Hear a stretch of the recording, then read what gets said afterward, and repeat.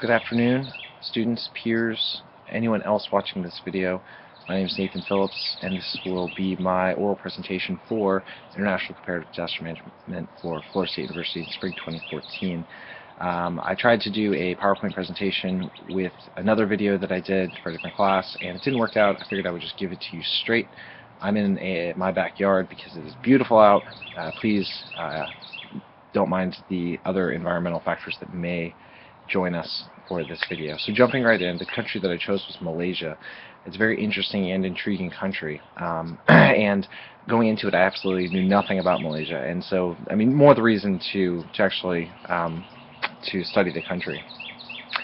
So the rationale and history behind the country's organizational approach is a lot like other countries. So they basically took past experience, so other disasters and other things that they had to deal with as a country over the last roughly 50 to 75 years, to include the Land Conservation Act, Environmental Protection Act, Town and Country Planning Act, but most importantly the Irrigation and Drainage Act, which we'll talk about later.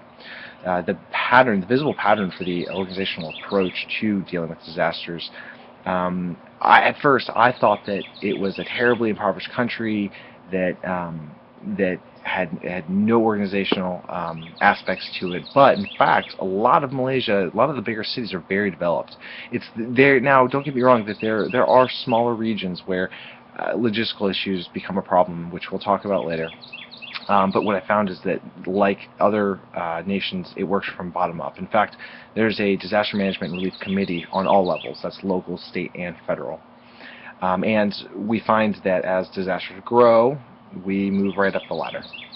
Hazards. There are two main hazards that I've found in my research, and that is floods, number one, and drought.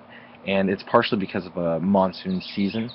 Now, there are 189 river basins in the entire country, so we see them rising and falling and flooding out in these areas. And particularly in 2007 and 2006, we saw some of the greatest devastation on history with flooding in the country. Participants, first and foremost, is the government, and they have programs such as the National Disaster Relief Fund, providing that financial assistance. A very progressive act, as a matter of fact.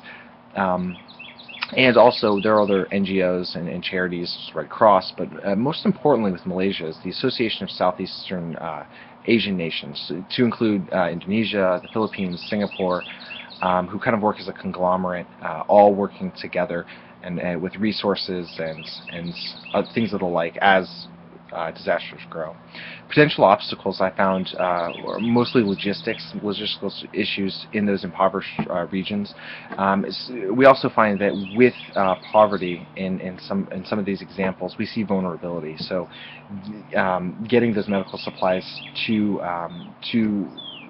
where they're located, to the impoverished regions, does in fact become an issue, particularly with flooding, because it washes out some of the waterways and it's harder to get back and forth.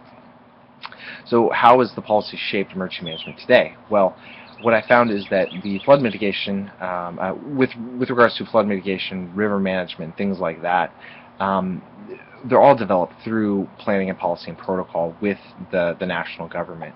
But what's interesting is that I have not seen in the last 25 years, give or take, any major policies that have been implemented in the country to deal with disasters. And as I mentioned before, and what's really intriguing is that 2006-2007 saw some of the worst flooding the entire country's seen.